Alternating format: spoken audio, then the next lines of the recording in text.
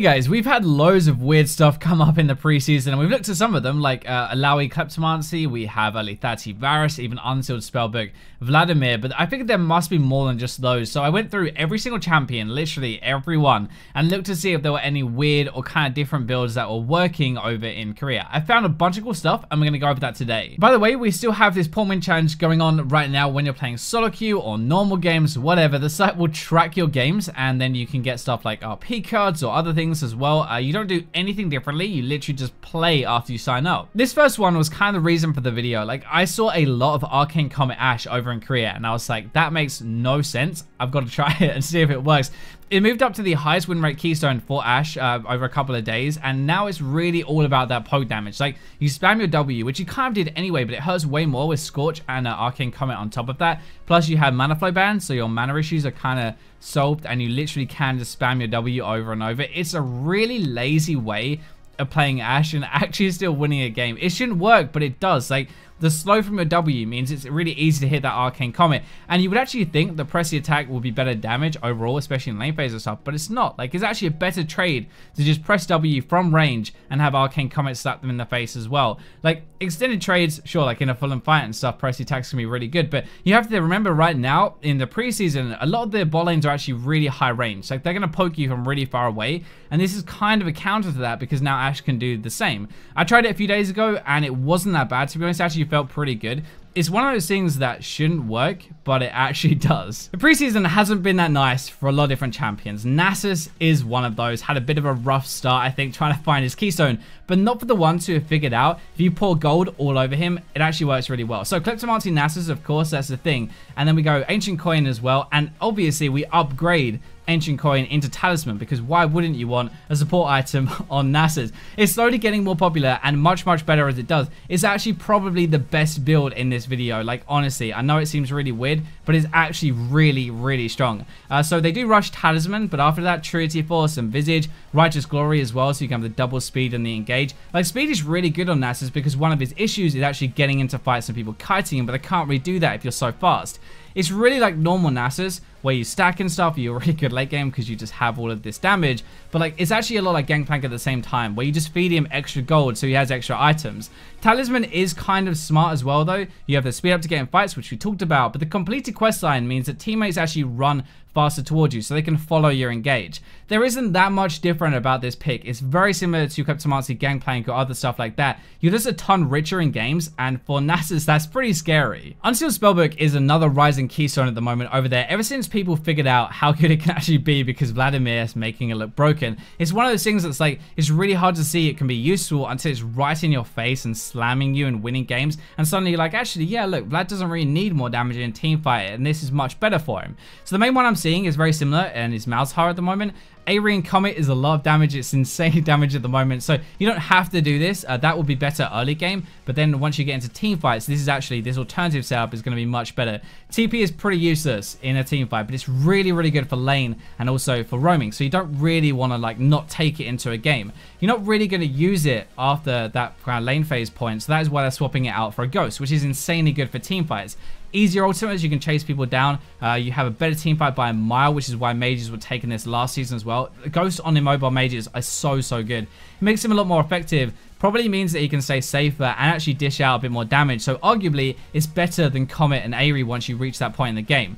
Now, it's not actually just that though, okay? So you get 40% summon spell cooldown reduction from this setup. This is the thing that everybody misses with this keystone. It's really good.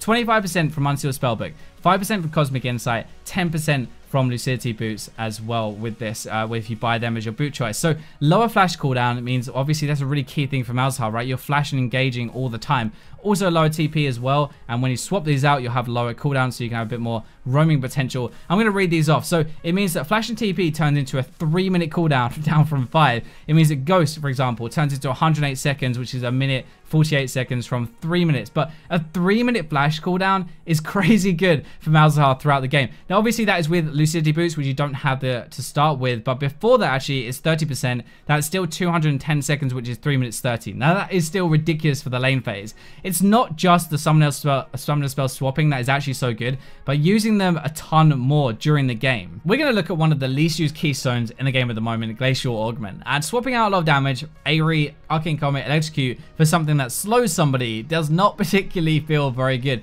Would you buy a Death Cap or a Frozen Mallet? Obviously, it's a bit different, but like most people are going to go for the damage. I don't really blame you either. The others are really good, but we're seeing a new Ekko build right now, which is actually really strong with Glacial Augment, but it works a little bit differently. I guess it's not really focused around the damage necessarily, but this does win more than the other keystones right now. So if we forget about the keystone just for a second, we're going Spell Thieves into Frost Queen's Claim. Not everybody, but a lot are doing it right now. A lot of other mids are doing it as well because the gold generation is busted. You earn so much, especially on mages. But with the Ekko and this build, it has kind of a special synergy. So obviously the first thing is the ghosts are going to slow, which is really good for Ekko because you hump people down in your pretty short range. But with Glacial Augment as well, when it actually hits somebody, so the ghost actually slows somebody, the ray from Glacial Augment is going to proc and it's going to slow people for 5 seconds within that rate. A lot of you probably didn't even know it actually did that because nobody plays with it, but it does. So that is a kind of the special synergy between the Frost Queen's Claim and Glacial Augment, and why the two actually work quite well together. Now it plays around your 3-hit passive anyway if you don't use Frost Queen's Claim, so it is actually pretty good.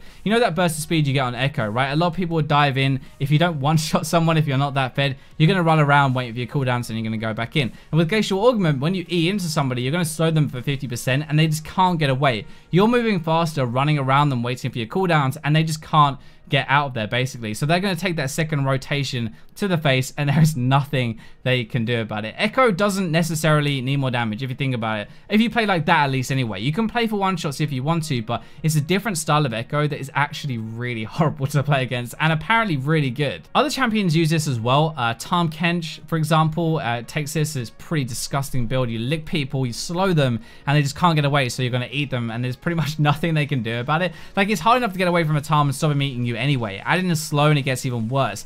Blitzcrank is a kind of a little bit of a different idea, but it's actually pretty good on him. So the slow is going to make getting away from him even worse. If he hooks you in and fists you, like, he's going to slow you for 50%, and then there's not really any way you can just kind of run away from that, right? If that makes sense. You're swapping out the damage from another keystone, like Aftershock, for example, for the slow, which hopefully leads to more damage from your team or from your AD carry. Because you're slowing them, it means they have more time to pump out more damage, and hopefully that damage is more than what Aftershock would bring to the table. That's kind of why you would take it on Blitzcrank. It's actually pretty good. Righteous Glory as well should actually proc the Ray, I think, as well, right? So that makes it even better. Another weird one is for Draven. You're going to think I'm off my nut on this one. We had Kleptomancy Draven before that we talked about, but this is the Aery, the highest win rate keystone for Draven. It's not played as much, but it's really, really good. Now, again, a bit weird, right? You wouldn't think it would work compared to La Pressy Attack and stuff, which seems to fit him quite well, but there you go. One of the weirdest things is you have this like little fairy, I don't know what Aery actually is, on an axe on Draven flying towards it. It just doesn't really like fit. It doesn't really look right. You can proc this a ton though. It's kind of like how Temu works with this. Like, because you're running at people, it bounces between the two of you quite a lot, and it adds up to a lot of damage because it doesn't have a cooldown, right? It's better for single auto trades. This is kind of how you're using it. So if you go in like really ham and stuff, then press attack is obviously going to be more damage because that's what it's designed for. But with this one, it's kind of actually good for Draven, I think. You have single auto trade, so you just kind of auto attack them, then you run away, you just like farm again, and then you auto attack a bit later. That chunk every time is going to do a bit more because you have Aery on it. So a lot of the time you don't really need the pressy attack damage to kill somebody. Obviously it helps, but like you don't necessarily need it if you're chunking them down, then you go into finish, right? Like, it does have an AD ratio, even though it's not that good, so we're probably gonna skip over that part, but you're relying more on these auto chunks, okay? Just auto them, keep farming, and rinse and repeat. That's pretty much what Aery does for Draven and why it's so good.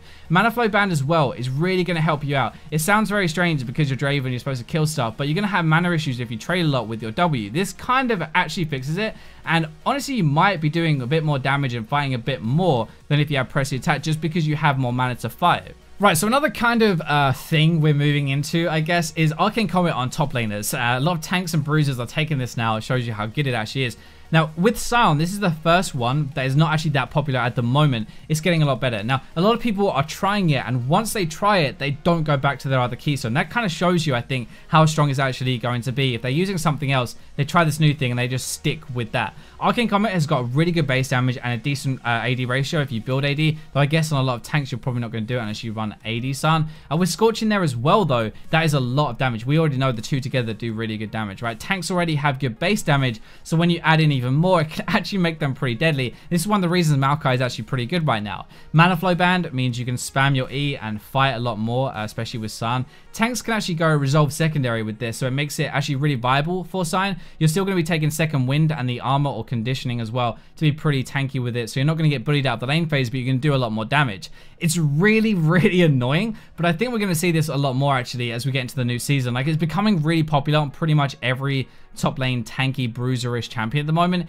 It is cool though. Your E slows, right? Your Q knockups, your ultimate knocks up as well, so they can't really dodge the Comet damage. Like, it's kind of guaranteed. It's not actually Sion though who started this whole thing off. It was Olaf, really underrated at the moment, and he is the one who's made it popular. It's the most popular keystone over there and the best as well, except maybe Aery, which isn't used as much, and it's basically the same thing.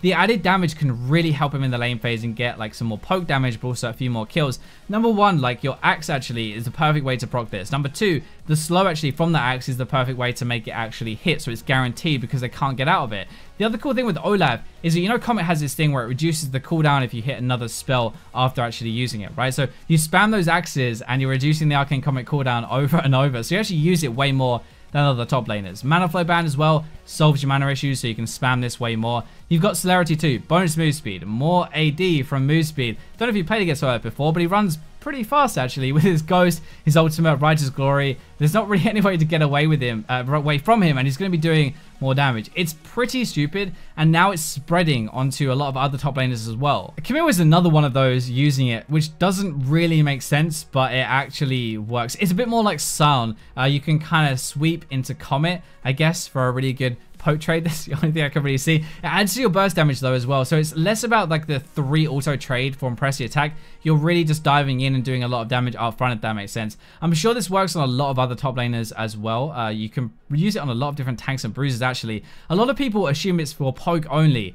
I mean, that's kind of what it was designed for actually, but in its current state with how strong it actually is, it's really good into other stuff as well if you want to burst on any kind of bruiser. It has an AD ratio, it's physical damage, it will swap the physical if you play on AD champion, so it's actually really good, and I guess it's kind of the point. I hope you enjoyed these picks anyway, and it gave you some new stuff to try out. This is the best of the best I could stalk from Korea at the moment. I hope you enjoyed the video. Like if you did, subscribe, all that lovely stuff, but for now, I'll leave you with the robots.